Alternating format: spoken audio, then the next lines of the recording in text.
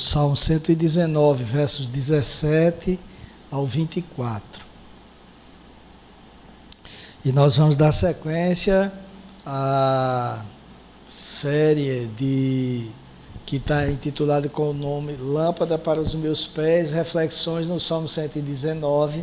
E vamos nesta manhã, e também no culto das 18 horas, iremos analisar a terceira estrofe do Salmo, que vai do verso 17 ao 24. Amém? Diz assim o texto santo: seja generoso com o teu servo, para que eu viva e observe a tua palavra. Desvenda os meus olhos, para que eu contemple as maravilhas da tua lei. Sou peregrino na terra, não escondas de mim os teus mandamentos. Consumida está a minha alma por desejar incessantemente os teus juízos. Tu repreendes os soberbos, os malditos que se desviam dos teus mandamentos. Tira de sobre mim os insultos e o desprezo, pois tenho guardado os teus testemunhos. Assentaram-se príncipes e falaram contra mim, mas o teu servo meditou nos teus decretos. Também os teus testemunhos são o meu prazer, são os meus conselheiros. Senhor Deus, lemos a tua palavra, pedimos que fales aos nossos corações e faças aquilo que eu não posso fazer. Eu oro no nome de Jesus.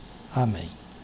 Queridos, nesta terceira estrofe, iniciada pela letra Gimel, que é a terceira letra do alfabeto hebraico. Aliás, eu queria fazer uma correção aqui, que no domingo passado, quando vimos a segunda estrofe, quando eu fui dizer que ela começava pela letra Bet, que é a segunda letra, eu falei Gimel. E aí Gimel é a terceira. Não sei onde eu estava com a cabeça na hora, e olha que eu nem tinha mascado folha de coca, mas eu já troquei as bolas no domingo passado.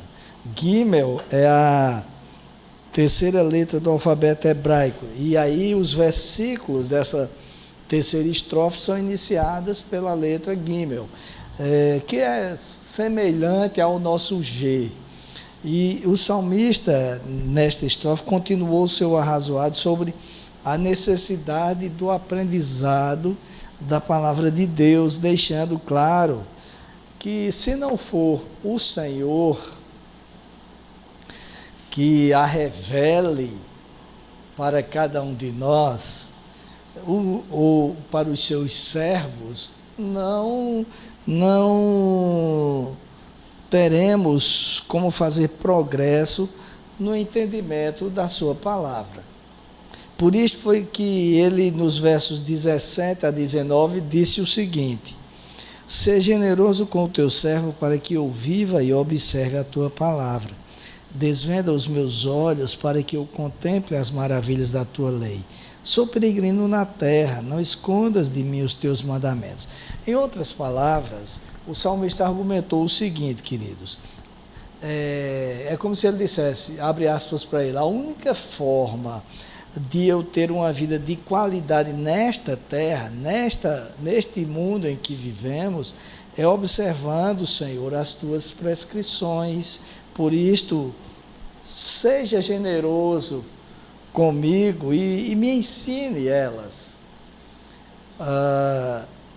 Essa vida de qualidade que eu me referi aqui, a única forma de ele ter uma vida de qualidade aqui, essa vida de qualidade não está ligada às questões materiais, porque nos dias atuais se fala muito nisto no meio evangélico, não é no meio evangélico reformado, mas como para os que não são cristãos, tudo é o meio evangélico, então as pessoas se acostumaram a ouvir, até porque as igrejas midiáticas falam muito nisto, em vida de qualidade no sentido material. Mas esta vida de qualidade que o salmista se referiu aqui, não está ligada às questões materiais, e sim às espirituais. Ou seja, está ligada à vontade de Deus. Tem a ver com a obediência aos princípios do Senhor, porque a observação deles resulta em bênçãos, sim, em todos os sentidos, inclusive bênçãos materiais. Mas não apenas a isto é uma consequência. O Senhor Jesus, durante o seu ministério, quando estava ainda ministrando no Sermão do Monte, ele disse: busquem primeiro o reino de Deus e a sua justiça, e as demais coisas vos serão acrescentadas. Ou seja, isso vem como consequência de uma vida de obediência ao Senhor, e não como o objetivo principal da vida de um cristão. E foi exatamente por isso, por querer viver de acordo com a vontade de Deus, que ele pediu pela generosidade de Deus. Porque, queridos, do contrário, ele, o salmista, poderia fazer interpretações da palavra de Deus que fossem interesseiras, voltadas para a vontade dele, do salmista, sem atentar para a correta interpretação do texto. Porque, amados, não há como entendermos as prescrições do Senhor se ele não for generoso conosco. Não há como entender a vontade do Senhor se ele não for generoso conosco.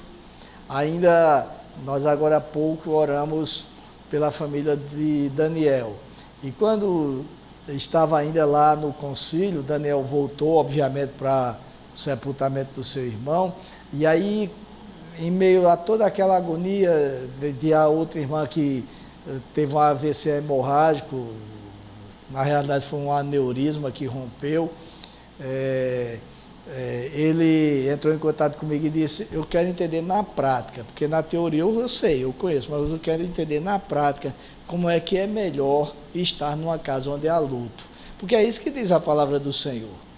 O livro de Eclesiastes diz: é melhor estar na casa onde há luto do que no lugar onde todos se banqueteiam, porque ali se vê a realidade da vida. Então, na teoria a gente sabe, mas quando a gente se vê numa situação destas, só o Senhor, para nos não apenas consolar, mas mostrar realmente qual é a vontade dele, e que a vontade é boa. É numa hora dessa que a gente pergunta como a vontade do Senhor é boa, perfeita e agradável, não é?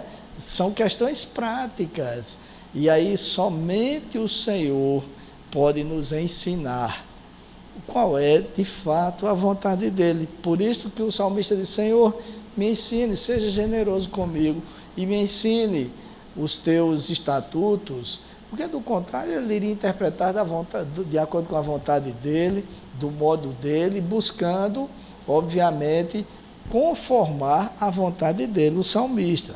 Por isso é que devemos sempre recorrer, meus amados irmãos, ao auxílio do Senhor, até porque nosso tempo nesta terra é brevíssimo. Nossa vida passa muito rápido aqui, e além de ela não ter sido criada por nós, ela é muito rápida. Deus criou a terra e nos deu o privilégio de viver nela. Então, como inventor, vamos dizer assim, dela, da terra, ele tem propósitos de como nós que habitamos nela devemos viver, devemos nos comportar. Guardadas as devidas proporções, meus amados irmãos, é como uma pessoa que nasce em um país e vai, depois de adulta, residir em outro. Então ela vai precisar aprender as regras de conduta daquele novo país, as leis daquele novo país, a convivência de sociabilidade, para não incorrer em erros. Eu falei agora há pouco no pastor Danilo, e em determinada plenária no concílio, nós estávamos falando sobre, apresentando o plano diretor e apresentando, o pastor Ismael estava apresentando os materiais que a Aliança está publicando. Lá, acabou de lançar lá durante o concílio o livro de outro puritano congregacional, Cotton, sobre oração. Como foi lançado também mais uma revista da escola bíblica.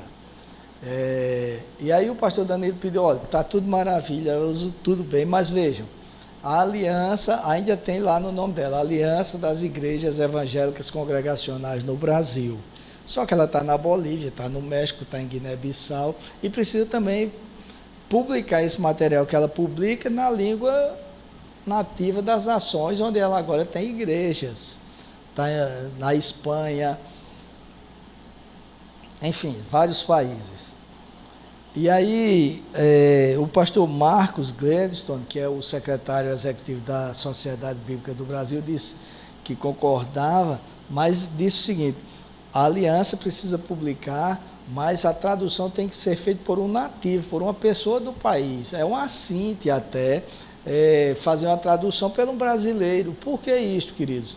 Porque muitas vezes nós vamos pegar a gramática aqui da língua espanhola ou da língua inglesa, ou seja, qual for, e vamos traduzir ao pé da letra. E muitas vezes tem nada a ver a gramática com o contexto. Eu lembro que agora foi lançado também um documento lá, um livro com os documentos normativos da denominação, e eu vi o trabalho que deu, porque mandava para o editor tem uma equipe de revisores da língua portuguesa, todos formados em letras, aquela coisa toda, e aí o cara mandava alterando todos os textos, e aí o pastor Abraão mandava para mim, que fui o relator, dizia: não pode alterar, isso aqui foi aprovado assim, o contexto é esse, diz assim. Aí o cara dizia: não, mas tem erro de português. Não tem erro de português, o que tem aqui é uma situação específica, quer dizer isso e não aquilo. Mas a pessoa lá pegava a gramática da língua portuguesa, e pela gramática você corre o risco de mudar todo e qualquer sentido, né? Você tem que estar vivendo no ambiente, saber o contexto, saber por que aquilo foi dito, qual é o objetivo, para não mudar o sentido. Muda uma letra, muda o sentido de tudo. Bota uma crase, muda o sentido. Então, eu estou contando esses exemplos para dizer que Deus, como Criador da terra e Criador da humanidade, prescreveu as regras, e Ele que sabe o que Ele quer dizer. Por isso que nós temos que recorrer a Ele. Se Deus não for generoso conosco, meus amados, e nos revelar a sua vontade, nós vamos sucumbir. E vamos sucumbir nesse pouco tempo de vida terrena. Vamos sucumbir aos rudimentos do mundo, vamos sucumbir à nossa vontade, e a vida passa tão brevemente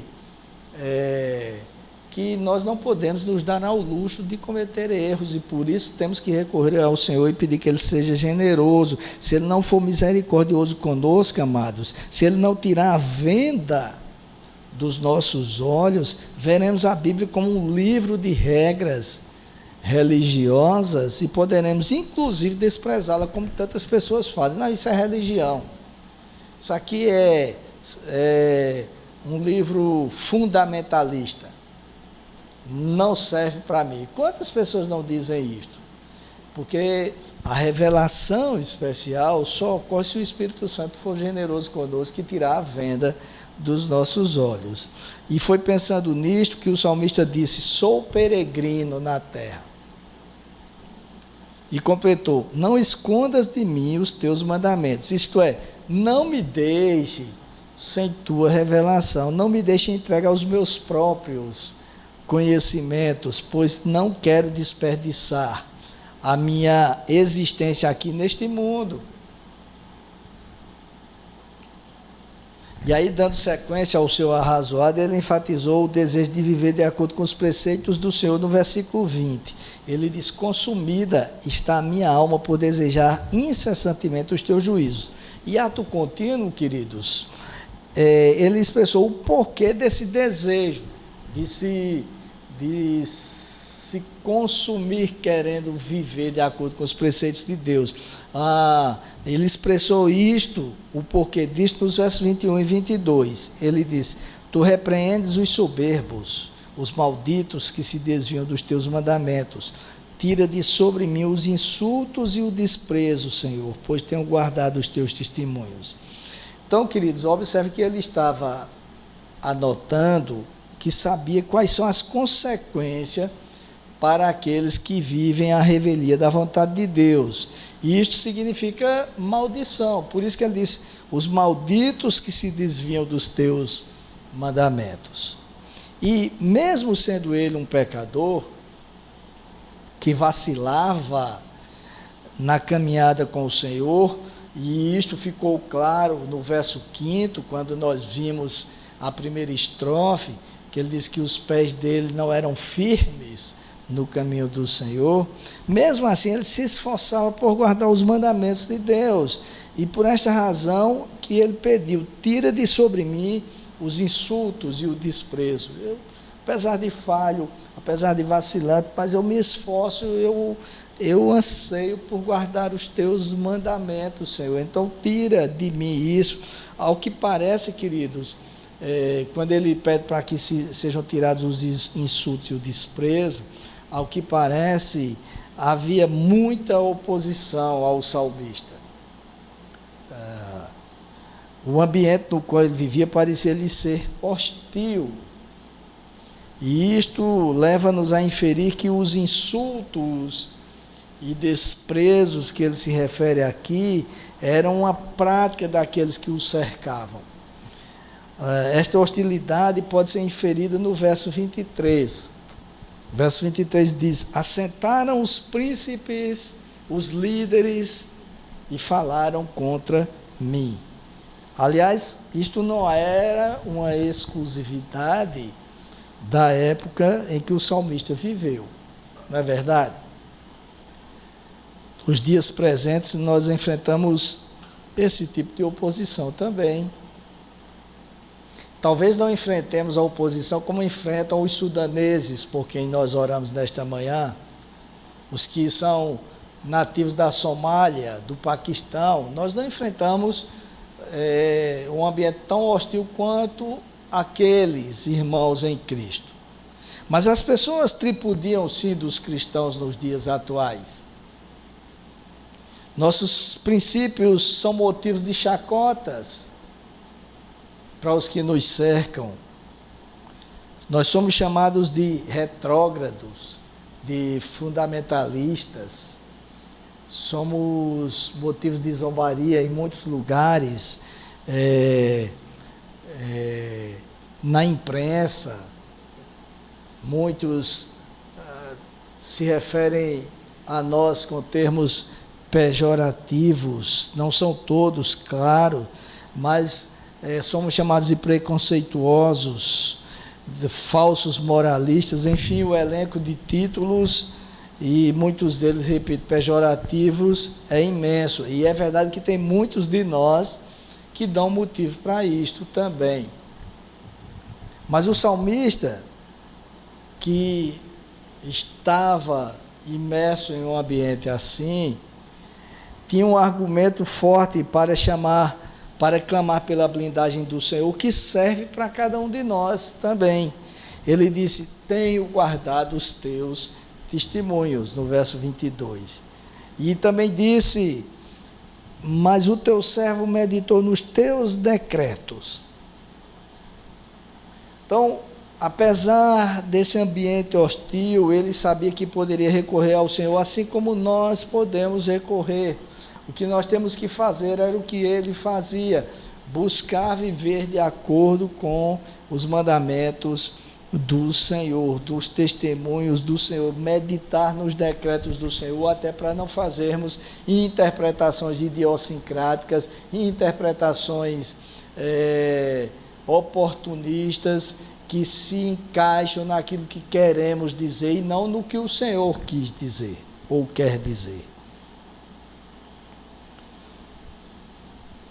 Deus, nosso Deus eterno, socorre aos que guardam os seus mandamentos, meus amados. Como escreveu o rei Davi no Salmo 34, versos 19 e 20, ele diz: muitas são as aflições do justo, mas o Senhor de todas o livra. Preserva-lhe todos os ossos, nenhum deles sequer será quebrado. Então, com base nisto, neste conhecimento de que Deus socorre aqueles que buscam viver de acordo com os seus mandamentos, que Deus atenta para a aflição daqueles que vivem segundo os seus testemunhos. Ele completou a estrofe dizendo que não apenas conhecia os decretos do Senhor, dizendo que não apenas meditava neles, que não apenas os cumpria como se isto fosse feito por obrigação. Ele disse que os colocava em prática porque tinha prazer nisto. Vejam o que diz o verso 24. Também os teus testemunhos são o meu prazer, são os meus conselheiros.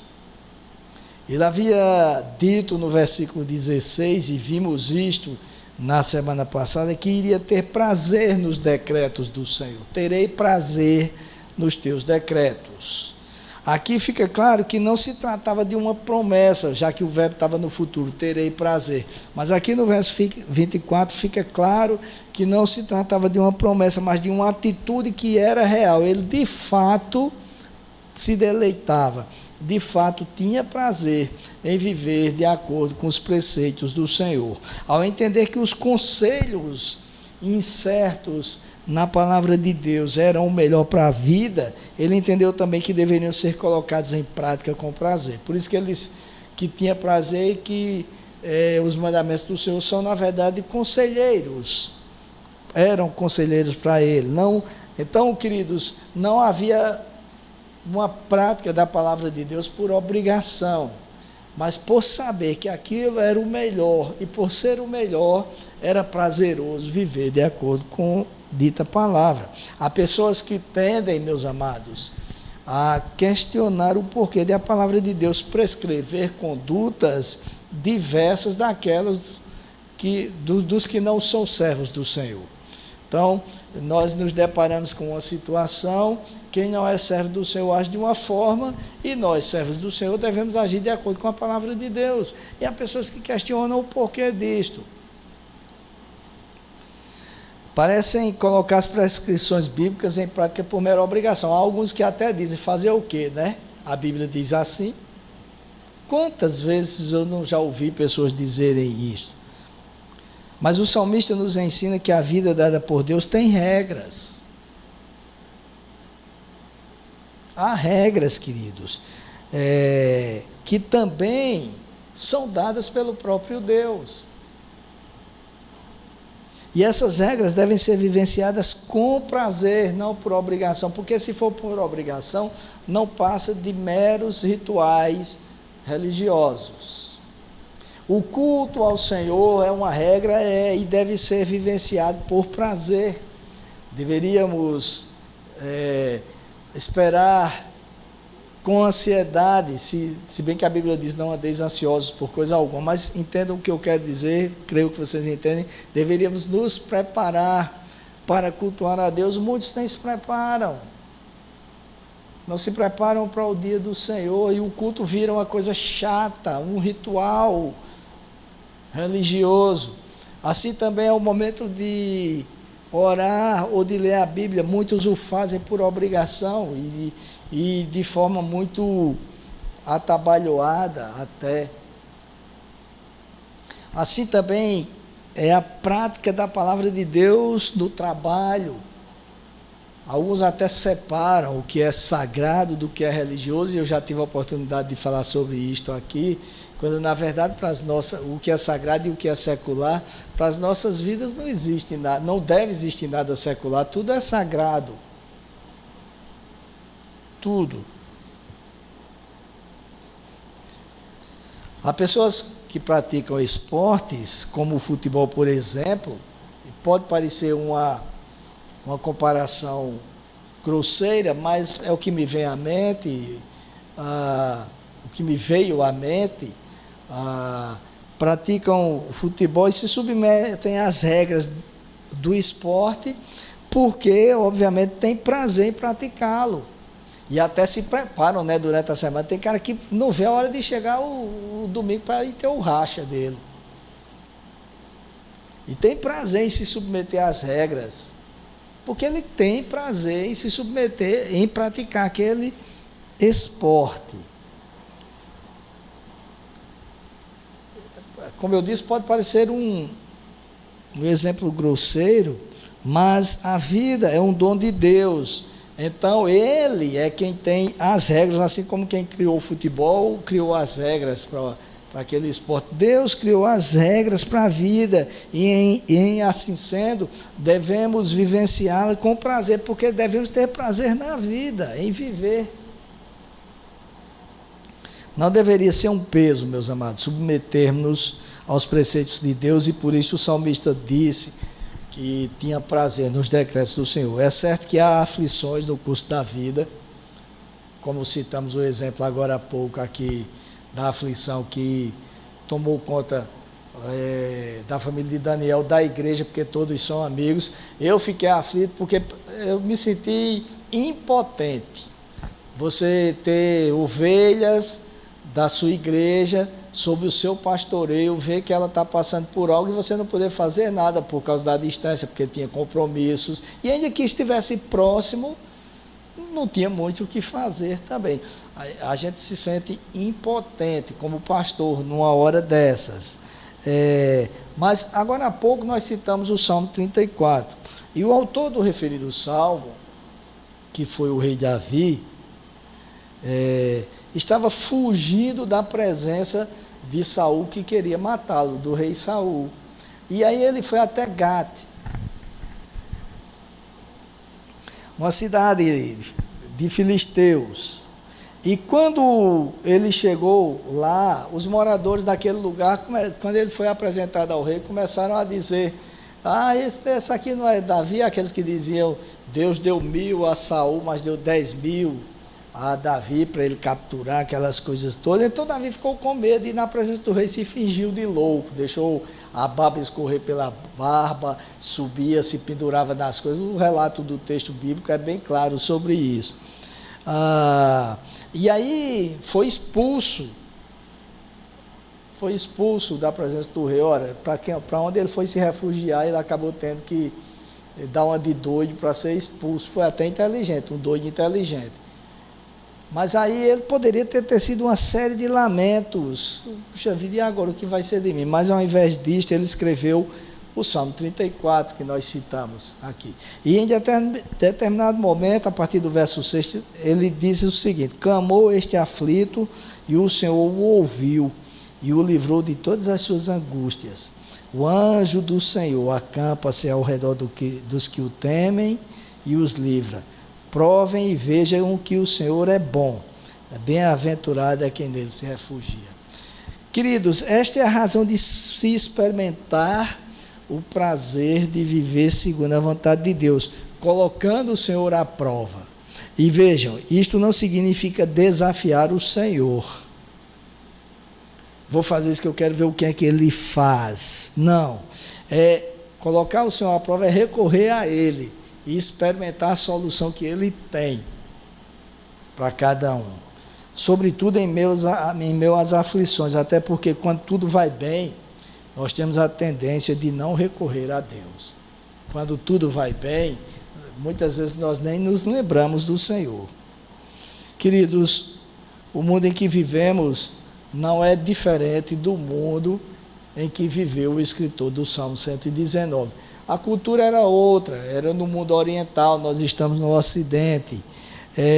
Mas neste mundo, aqui mesmo ocidental, experimentamos oposições como vimos, somos submetidos a situações aflitivas, somos tendentes a buscar a solução mais fácil, muitas vezes prescritas por pessoas amigas que querem de fato nos ajudar. Elas não prescrevem algo contra a Bíblia porque não gostam de nós, mas muitas vezes querendo nos ajudar. Nós queremos que a nossa vontade prevaleça entre tantos outros exemplos que eu poderia citar aqui, mas nós não podemos esquecer que viveremos nesta terra por um curto período de tempo. Ao escrever o Salmo 90, Moisés, o grande legislador, assim se pronunciou: acabam-se os nossos anos como um breve pensamento. Os dias da nossa vida sobem a 70 anos, ou em havendo vigor, a 80. Neste caso, o melhor deles é canseira e enfado, porque tudo passa rapidamente e nós voamos. Às vezes eu fico observando, o meu sogro vem aqui no culto e chega e eu já fico observando que ele já está bem debilitado. Um homem que sempre foi muito ativo em tudo na igreja. Mas aí já está com 80 e quase perto dos 90 anos e aí o corpo já não aguenta mais. Porque assim, você vai, vive até 70 e de 70 a 80 tem os que ainda são robustos, mas depois de 80 você começa a sentir o peso. Está lúcido, tudo bem, mas não tem mais a força que tinha antes. E o que é interessante é que, como prescreveu Moisés, acabam-se os nossos anos como um breve pensamento. Isto é muito rápido. Aí você, quando tem 15 anos, olha para uma pessoa de 30 e acha que é um velho. Né? Já está velho. Quando você chega nos 30, você vê que não é velhice coisa nenhuma. E aí, eu lembro do meu avô, o meu tio-avô, que ele dizia, ó, quando eu era novo, assim, tinha 20 anos, morria um cara com 50 anos, 60 anos, ele dizia, já deu o que tinha de dar, né? Agora que eu tenho 60, quando morre um de 70, eu digo, mas tão moço, porque ele está próximo, e vê que não tem, que ainda tem vigor, mas é muito rápido, queridos. É uma coisa rapidíssimo, você tem 15, acha que quem tem 30 está velho, daqui a pouco você está com 30, e daqui a pouco com 60, e depois 80, e aí já vem a canseira, o enfado. Aí vale a pena passar tão brevemente por este mundo, a revelia dos preceitos de Deus? É sobre isso que o salmista questiona, e a única forma de tornar esse curto período de tempo prazeroso é observando os preceitos de Deus. Isto só é possível quando, a exemplo do salmista, entendemos que referidos preceitos são conselheiros nossos e foram prescritos para o nosso bem. Nada do que está na Bíblia, por mais que seja contrário à nossa vontade, visa o nosso mal. Pelo contrário, são conselhos do Senhor, como ele bem disse no último verso desta terceira estrofe, queridos, são conselhos do Senhor, para que tenhamos prazer. Também os teus testemunhos são o meu prazer, são os meus conselheiros. Porque o autor da vida é também o autor das regras da vida. O fabricante é o autor do manual do fabricante. Eu já disse isso aqui em outras oportunidades. Nós falamos sempre isso, sempre olhamos a Bíblia como um manual do fabricante, mas o grande problema nosso é que nós não temos o hábito de ler manuais de fabricantes. Não é assim? Compra-se um celular, aí vai para casa, tira da caixa, vai ler todo o manual, todo para poder usar. Quem faz isso aqui? A não ser quando dá uma coisa errada, e ninguém vai mais nem no manual, vai num review daqueles lá do YouTube e pronto, está resolvida a questão. Nós não temos o hábito de ler manuais, descobrimos as coisas e muitas vezes quebramos os aparelhos, porque descobrimos as coisas meio que aprendendo, e com a vida ocorre da mesma forma. Nós temos a mania de ir descobrindo, ao invés de consultar os conselhos de Deus e aí colocá-los em prática nas nossas vidas. Então, o salmista estava refletindo sobre isto.